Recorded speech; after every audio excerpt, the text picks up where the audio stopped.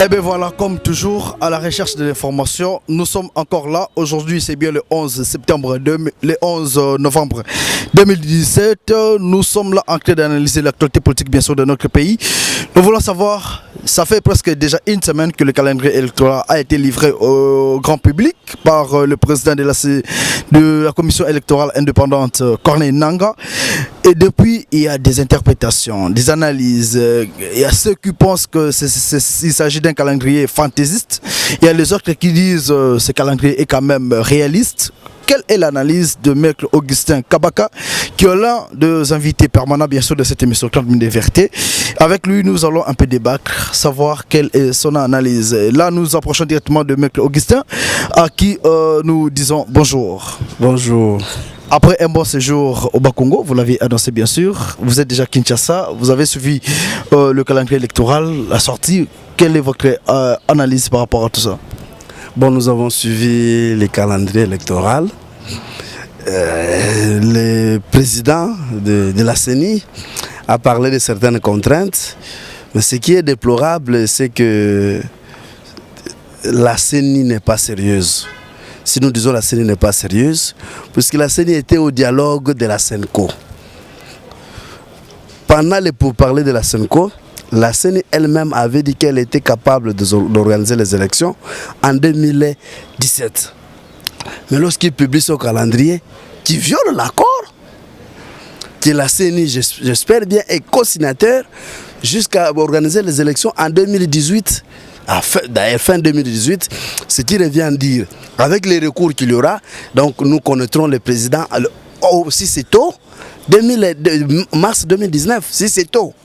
Mais vous oubliez une chose, qu'au sein de l'accord de Saint-Sylvestre, signé le 31 décembre 2016, c'était bien notifié qu'en cas peut-être de non-organisation des élections d'ici décembre 2017, il devrait avoir réunion CENSA, CENI, gouvernement. Ce qui a été fait, ils ont bien évalué pour dire qu'il n'y aura pas élection en 2017. Pourquoi ne pas accepter quand même ces calendriers? Il y a une réunion CENI, CENSA, gouvernement. Ça, je ne sais pas qu'est-ce qui s'est passé là-bas. D'abord, CENSA. Est-ce que CENSA, c'est légal? CENSA, ce n'est pas légal. Il n'y a pas une loi de CENSA. Donc, lorsque vous vous rencontrez avec une institution illégale, au moment où nous parlons, donc, les résolutions de ces assises-là sont des résolutions nulles. Puisqu'il n'y a pas une loi qui organise le CENSA. La loi sur la CENI est là, le gouvernement est bel et bien connu. Mais CENSA qui n'est prévu même pas dans la Constitution. Ils se rencontrent là-bas ensemble pour dire non, voilà, il y a ceci, cela. Donc, les résolutions qui ont été prises dans une réunion où il y avait, dans une tripartite, où il y avait une institution illégale, les résolutions qui doivent sortir de là sont des résolutions illégales, illégitimes. Alors aujourd'hui, selon vous, vous ne pensez pas que la CENI a quand même résolu ces grands problèmes? Il y a certains qui passaient d'une transition sans le président Kabila après le 31 décembre.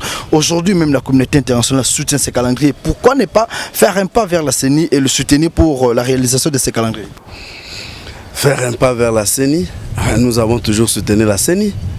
Nous avons toujours soutenu la CENI, mais lorsque la CENI parle des contraintes, il y a une contrainte, on ne parle pas d'une contrainte.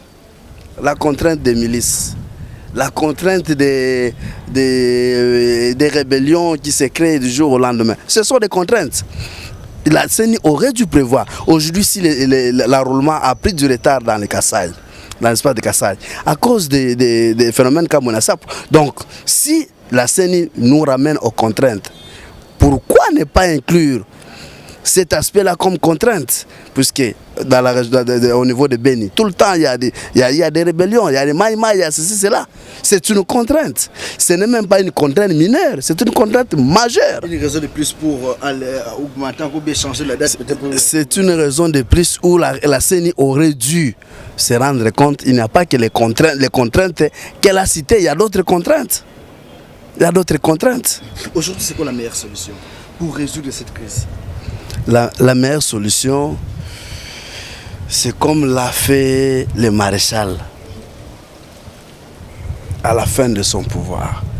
Mais lorsqu'il a senti que ça n'allait pas, il est descendu à la base. Donc ce que nous pouvons demander à nos institutions, au chef de l'État, au président de la CENI, au Premier ministre, qu'il descende aux bases. C'est-à-dire descendre à la base. Chacune des provinces, il rencontre toutes les sociétés, toutes les couches du pays. Ceux de le pouvoir, ceux de la majorité, ceux de l'opposition, il parle. La société civile. Comment nous devons faire pour décanter cette situation? Là, vous avez quand même brèche pour dire on peut aller au référendum. Comme ça, on peut modifier la constitution. Non, aller rencontrer, redescendre à la base, c'est une histoire qui peut prendre 1 mois, même 3 semaines. Pour faire la ronde de toutes les provinces, il faut seulement serrer la ceinture.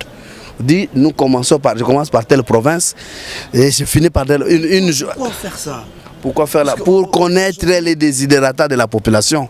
Puisque c'est qui... Il y a la faim, le social. Nous constatons comme si la CENI et certaines de nos autorités ne comprennent pas le vrai problème. Et ne comprennent pas ce que le peuple attend. C'est quoi ce vrai problème? Le vrai problème est connu. Le peuple veut à tout prix qu'on aille aux élections. Veut à tout prix qu'on aille aux élections. Non, les contraintes financières, il y a des intellectuels congolais, nous pouvons nous organiser aujourd'hui, nous sommes intellectuels, nous prenons en charge, nous travaillons pour la CENI, seulement pour organiser les élections, sans qu'on nous paye quoi que ce soit, pourvu qu'on ait des institutions fiables. Puisque comme le gouvernement dit, il n'a pas encore le temps de mobiliser les moyens.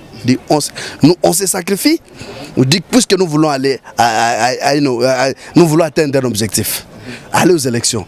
Au lieu qu'on attende l'argent, qu'on ne sait pas qui va arriver quand, que nous-mêmes nous puissions nous prendre en charge pour que nous puissions superviser les opérations des élections sans que nous soyons rémunérés quoi que ce soit.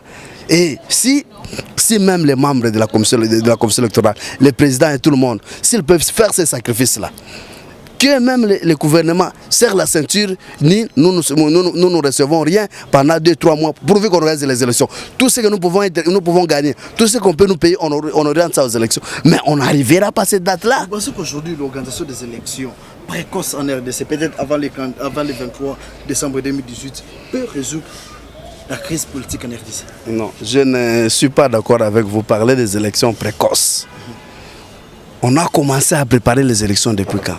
Mais c'est depuis 2011. Depuis 2011. Vous savez que notre problème a connu des guerres. Vous avez parlé de ce qui s'est passé au Kassai avec l'histoire de Kamwana Sapo. À Beni, vous savez le massacre qui sont passés là-bas. Pourquoi ne pas accompagner le gouvernement aux efforts qu'ils sont en train de faire pour avoir les élections d'ici décembre 2018, comme le fait quand même la communauté internationale? Décembre, nous ne refusons pas ce que la CENI fait, nous ne refusons pas les efforts qui sont fournis de part et d'autre. Mais lorsque nous faisons des propositions aussi concrètes, nous connaissons. Vous savez que nous étions en 2011. Pourquoi on a révisé quelques dispositions de la Constitution? Les élections, c'était pour 2 tours. C'était 2 tours. Le gouvernement a estimé, a fait une proposition au Parlement qui a avalisé qu'on ne saura pas organiser 2 tours, qu'on ramène les élections à un seul tour. Mais lorsque le gouvernement qui prend les dispositions, on quitte de 2 à un seul tour, ne peut pas aujourd'hui montrer qu'il est incapable d'organiser les élections dans les délais. Dans les délais. Là, vous condamnez le gouvernement directement. Mais c'est le gouvernement qui est à la base de tout ça. C'est le gouvernement qui est à la base de tout ça. Ils doivent donner les moyens, à la CENI. S'ils n'ont pas les moyens, donc dire que nous n'avons pas les moyens. Et la communauté internationale, si la communauté internationale doit nous soutenir, nous donne ce qu'il faut pour que nous puissions aller aux élections. Mais ils l'ont fait, ils l'ont annoncé pour dire qu'ils vont soutenir le calendrier jusqu'à 2018. Alors aujourd'hui, les gens parlent d'une transition sans le président Kabila. Selon vous, est-ce que ça peut être possible juridiquement? Une transition sans le président Kabila. Puisque ce qui ne dit pas, il y a quelque chose qui ne dit pas, d'abord la Constitution ne prévoit pas ça, ce qui ne dit pas son mot, ce que vous devez comprendre, ce qui se passe actuellement. Mais nous sommes dans une phase transitoire. Nous sommes dans une phase transitoire où on attend les élections, le mandat du chef de l'État a déjà pris fin. Nous sommes dans une phase où on attend organiser les élections. Les élections n'ont pas été organisées dans les délais de la loi. Comme dans les délais de la Constitution, les élections ne sont pas organisées. Mais cette période transitoire dit que non, le président en place reste, le président de la République en place reste jusqu'à... Mais c'est une transition. C'est une transition. On n'a pas besoin d'une transition. Donc c'est déjà une transition. C'est déjà une transition si vous analysez bien cette disposition de la Constitution. Reste en place jusqu'à l'installation du nouveau président qui sera élu. Donc, partant de cette question, on n'a pas besoin d'une autre transition. On n'a plus à dire... C'est que nous avons besoin qu'on organise les élections. Mais cette phase ici, c'est une phase transitoire. Nous avons le président de la République, son mandat déjà pris fin depuis l'année passée. Si nous sommes à cette étape ici, c'est pour attendre quoi? En attendant les élections. Nous sommes en attente des élections. C'est une période où on attend les élections. Comment nous devons appeler ça? Ce n'est pas une phase de mandat. Le président de la République n'est pas dans son mandat. Il est dans une phase transitoire. Son mandat a déjà pris fin. Alors, ceux qui sont en train de demander le 31 décembre, nous devons mettre le président Kabila hors état de nuire. Kabila doit dégager. Est-ce que vous ne pensez pas qu'ils sont en train de marcher hors la loi? Ceux qui demandent l'application de l'article 64. Moi, je pense que cette question, elle est primordiale. Ce que nous devons comprendre, ce qui est arrivé, ce que nous sommes en train de subir aujourd'hui, c'est venu de pillage, c'est venu de désordre que nous avons connu. Aujourd'hui, il n'y a plus de sociétés ici, presque plus de sociétés, plus d'entrepreneurs, tout le monde presque au chômage. Si nous devons appeler les gens à aller encore faire des désordres. Donc ça sera encore pour les petits commerces que nous avons ici. Mais ça devient encore plus compliqué. Demandons au président de la République, il a lui-même dit que son souci était d'organiser l'élection impartiale. Donc, ce que nous pouvons, c'est de l'approcher pour que le gouvernement mobilise les moyens, même avant cette date. On peut organiser les élections et passer de cette étape à une autre étape. Donc vous voulez vous adhérer à l'esprit de délit, c'est ça qui parle d'organisation des élections d'ici juillet 2018. Je dis que ça peut être organisé même avant cela. Donc, je crois que nous parlons la même chose. Lui parle de moi, les gens, mais moi je ne donne pas les mois. Mais je dis que ça peut être organisé même plus tôt que ça. Nous voyons dans d'autres pays, la même année, ils organisent des élections anticipées 2, 3, 4, 5 fois. Mais est-ce que vous pensez que l'organisation des élections en RDC, c'est vraiment ça la vraie solution à tous les problèmes? Ce n'est pas la vraie solution à tous les problèmes, mais c'est quand même le commencement du début de la solution du problème du Congo. Puisque lorsque nous aurons, aujourd'hui, beaucoup de nos partenaires extérieurs, ils ne veulent plus donner les moyens, ils ne veulent plus financer le projet. Pour eux, il faudra qu'on aille aux élections. Donc pour que les choses tournent normalement, il faudra qu'on aille aux élections. Donc on a intérêt à organiser les élections pour que nous puissions attirer la confiance des partenaires extérieurs. Maître Augustin Kabaka, vous êtes notre invité de ce jour. À un certain niveau, il y a le budget de l'État qui doit être déposé déjà à partir du lundi au niveau de l'Assemblée provinciale nationale, voulais-je dire. Et ce budget s'élève déjà à 40 millions de dollars. Par rapport à l'année antérieure, c'était 7 millions. Cette augmentation, quand même un ouf de soulagement pour la population. Et on doit féliciter le Premier ministre Tchibala. C'est sur papier. C'est encore sur papier. Nous devons vivre ça. Parce qu'ici, nous sommes dans un pays de chiffres. On vous dit 1 million, 2 millions, 3 millions, 4 millions. Mais sur le terrain, on voit autre chose. Que le Premier ministre mobilise les moyens pour que nous puissions, si effectivement il mobilise, on va atteindre cet objectif. Déjà là, il ne saura pas. Comment ça? Pourquoi il ne saura pas? Aujourd'hui, le Premier ministre a interdit les contrôles par des régies financières, tous les autres services, aux entrepreneurs. Donc, on ne sait plus contrôler pendant cette période aux opérateurs économiques. Mais il va mobiliser les recettes comment? C'est déjà bloqué les mois de janvier, février, mars. Puisque les recettes pour le fonctionnement du premier trimestre, on commence déjà la mobilisation à partir du dernier trimestre. Mais vous-même, vous bloquez. Vous aurez les moyens comment vous dites que non, il faut un budget de temps. Et vous allez trouver les moyens. Ça va poser un problème. Ça va poser un problème. Je vous dis qu'il ne saura pas, avec ce qu'il fait là, ne saura pas mobiliser ses moyens. Alors ce qu'il doit faire, c'est laisser savoir contrôler les opérateurs économiques comme vous le demandez. Il faudra pousser les régies financières à faire leur travail en bon escient. Les laisser libres de travailler pour qu'ils mobilisent les recettes, pour qu'elles mobilisent les recettes. Mais si vous les mettez en difficulté, mais ça devient compliqué. Vous avez besoin de moyens, mais dans l'entretemps, ce que vous faites, c'est le contraire. Puisque ici, vous connaissez comment ça marche, si on n'approche pas ces gens-là ne vont pas payer. Vous parlez déjà, c'est comme s'il y aura toujours un problème de budget. Mais si au cas où ce budget-là a été rejeté par l'Assemblée nationale et qu'il n'y avait pas organisation des élections en RDC, dites-nous quelle serait la suite. Est-ce que le peuple devra se prendre en charge ou peut-être qu'il y aura une autre solution? Le budget-là ne sera pas rejeté à l'Assemblée nationale. Nous connaissons le Parlement, nous connaissons comment ça fonctionne. Quel que soit l'auteur, même s'il avait présenté, il va présenter le jour à venir un budget de $100 américains. Ça passera au Parlement. C'est pour dire, vous pensez que les députés n'assument pas les responsabilités face à l'État? Nos députés doivent s'assumer. Nos députés doivent s'assumer. Expliquez un peu. Si je dis nos députés doivent s'assumer, apparemment comme s'ils ne viennent pas de leur base. Ceux qui ont été élus, ils connaissent la souffrance, ils connaissent les problèmes que leurs bases ont, ils ne peuvent pas faire ce qu'ils font là.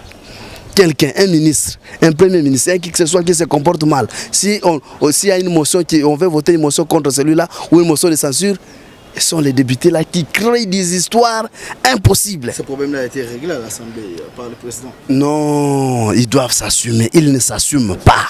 Ils doivent s'assumer. Ils sont l'émanation du peuple.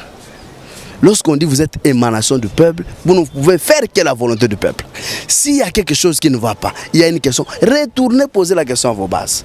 Il y en a même les rapports, il y en a qui font les rapports parlementaires. Si vous entrez en profondeur, vous vérifiez ces rapports parlementaires, il y en a qui n'arrivent pas. Qui n'arrivent pas à leur base, ne savent même pas comment ils déposent des rapports parlementaires lorsqu'ils viennent de vacances. Alors, aujourd'hui, nous avons un autre dossier, c'est le dossier passeport. Enfin, il y a un document circulaire maintenant, le ministre a autorisé quand même à tous ceux qui détiennent encore leur passeport en cours, jusqu'à 2018, ils n'ont qu'à payer $100 pour continuer et avoir le passeport biométrique. Et ceux qui n'en ont pas pour payer $185. N'est-ce pas quand même une bonne solution pour décrisper un peu le moral de la population? Je félicite le ministre. J'avais critiqué cette décision. Je félicite le ministre maintenant qu'il est revenu. Ce sont des propositions que moi j'avais faites avant même qu'il prenne cette décision. J'avais fait toutes ces propositions. Je dis, soit vous demandez aux gens de revenir avec les anciens passeports, mais ils payent quelque chose, peut-être la moitié, en contrepartie de cela. Et les autres, ce sont les autres qui viennent payer pour la première, qui viennent obtenir ou renouveler, obtenir les passeports biométriques, qui peuvent payer plus que ça. Mais imposer aux gens tel qu'il avait proposé là, ça n'était pas concevable. Donc maintenant qu'il est revenu à la raison, nous le félicitons. Seulement, ce que je n'ai pas apprécié dans sa décision, il met $100 américains. Nous sommes au Congo. Non, mais quand même, c'est ça. Nous sommes au Congo, le budget est payé, le budget est voté en francs congolais. Le budget est voté en francs congolais. Les recettes de l'État doivent être mobilisées en francs congolais. Ce n'est pas une monnaie étrangère. C'est pas une monnaie étrangère. C'est pas une monnaie étrangère. Que ce montant-là que ça soit fixé en francs congolais. Ça sera presque 100... Quel que soit le montant, mais que ça soit fixé en francs congolais. Nous ne pouvons pas donner la valeur à une monnaie étrangère par rapport à notre propre monnaie. Mais il y a certains qui pensent que cette décision-là n'est pas aussi la bienvenue, puisqu'ils disent qu'il fallait qu'on laisse ceux qui ont les passeports continuer leur parcours normal et attendre quand ils vont acheter. Non, je crois que la solution est partiellement trouvée. Ce que le ministre a fait, c'est à féliciter. La première décision, c'est vraiment une décision draconienne. C'était une décision draconienne. Maintenant, c'est modéré. Tel qu'on a modéré des choses, pour moi, je vois que ça passe. Ceux qui pensent le contraire doivent aussi comprendre une chose. L'État a besoin de moyens. Aujourd'hui, on doit prendre, par exemple pour ceux qui sont à l'étranger, on imprime un passeport ici. Il faut renvoyer ça là-bas. Ce n'est pas gratuit. Si vous devez envoyer ça par exemple par DHL. Par DHL. Ça coûte énormément d'argent. Donc il faut tenir compte de tout ça. j'espère que les ministres ainsi que tout son staff, son cabinet ont tenu compte de tous ces aspects. Donc je crois que la décision, elle est la bienvenue. Nous chutons bientôt les festivités. Il y a la population qui est encore en train de crépir, puisqu'il n'y a pas d'argent. Quel conseil pouvez-vous donner au gouvernement pour alléger un peu la situation, afin que la population puisse au moins fêter dans de bonnes conditions? Que le gouvernement s'engage à payer les fonctionnaires à temps. Sans oublier que déjà plusieurs fonctionnaires sont allés en retraite, ils sont bien payés. Vous êtes informé quand même? Oui, je suis informé. Voilà. C'est fait déjà bien son ce sont les partenaires extérieurs qui ont appuyé le gouvernement pour ceux qui sont à la retraite. Ce sont les partenaires extérieurs. Non, ça, je vous le confirme. Aussi encourager le gouvernement puisqu'ils ont trouvé ces partenaires-là. J'ai dit que ce sont des partenaires extérieurs. Dans le passé, cela n'est pas arrivé. Voilà pourquoi nous les félicitons. Dans le passé, ce n'est pas arrivé, mais cette fois-ci, ils ont eu quand même des partenaires qui ont accepté de financer ça, et c'est fait. Si dans le passé, si on peut penser à tous ceux qui sont sortis avant, il y en a même qui sont en attente. Hein. Ils ont été retraités et jusqu'à aujourd'hui, ils n'ont jamais bénéficié de leur indemnité de retraite. Aujourd'hui, la population, le gouvernement doit faire un ouf pour que la population fête au moins dans de bonnes conditions. Oui, ça c'est le souci de tout le monde, c'est le souci d'un gouvernement responsable. Donc nous demandons au gouvernement de prendre ses responsabilités, de tout faire pour que les festivités se passent en paix. Un mot à tous les Congolais de l'extérieur qui attendent au moins leur enrôlement afin de voter comme tout autre Congolais. Nous pouvons leur demander de s'enrôler massivement. Mais cette histoire d'enrôlement de nos frères qui sont à l'étranger, ça pose problème. Hein? Problème comment? Puisqu'on ne doit pas aller voter ça quand même. Ces Congolais-là, ils sont aussi Congolais comme nous. Ils sont Congolais comme nous. Est-ce que le gouvernement est déjà arrivé à identifier ceux qui ont obtenu d'autres nationalités? Parce qu'il y a de nos frères qui sont là-bas, qui ont déjà obtenu notre nationalité. Mais si on va que cela peut se retrouver maintenant électeur, alors ça sera en violation de la Constitution. Ça sera en violation de la Constitution. Il faudra qu'on se rassure que nos compatriotes qui sont là-bas, ils sont restés congolais. Si vous avez obtenu notre nationalité dans l'entretemps, par rapport à la Constitution, ça ne vous permet pas. Nous comprenons les soucis qui vous animent, nos compatriotes qui sont à l'étranger. C'est vous qui, même pendant les festivités ici, nous savons que ce sont eux qui soutiennent nos familles ici. Ce sont eux. Mais si vous avez déjà obtenu une autre nationalité, par rapport à la Constitution, vous ne pouvez pas. Vous ne pouvez pas. Donc abstenez-vous de vous enrôler. Et moi, toute la population congolaise qui nous avons suivi pour ce nouveau numéro. À la population congolaise, d'abord au Léopard qui joue ce soir. Nous leur souhaitons bonne chance, même si on n'a plus de chances d'être qualifiés. Nous n'avons que 2% de chances de se qualifier et 98% de chances de ne pas se qualifier. Donc bonne chance au Léopard, pourvu qu'on gagne, même si nous n'allons pas nous qualifier. Aux autres Congolais, tenons bon. On ne peut pas arriver au bonheur sans passer par la souffrance. Tout comme on ne peut pas arriver à la souffrance sans passer par le bonheur. Sacrifions-nous, prenons nos responsabilités, aimons notre pays, soucions-nous de notre pays pour que nous puissions aller de l'avant. Voilà, comme dit-on, il n'y a pas de rose sans épines. Je pense qu'il a dit autrement pour dire, même dans la souffrance, on peut toujours espérer pour arriver au bonheur. Un grand merci à notre invité, Maître Augustin Kabaka, qui a répondu à notre invitation. Un grand merci à vous tous qui nous avez suivi cette émission. Vous allez suivre un peu partout. Et je pense que vous ne serez pas déçus. Le Congo, c'est notre unique patrie et nous sommes obligés de le défendre au prix même de notre vie. Merci à vous tous et merci à notre caméraman qui était là, d'être Sami Sumbu. Merci à Christelle Manjao de Sangmalom et à toute l'équipe. Nous vous fixons rendez-vous pour le tout prochain numéro. Merci. Ok. Voilà. On s'est battu.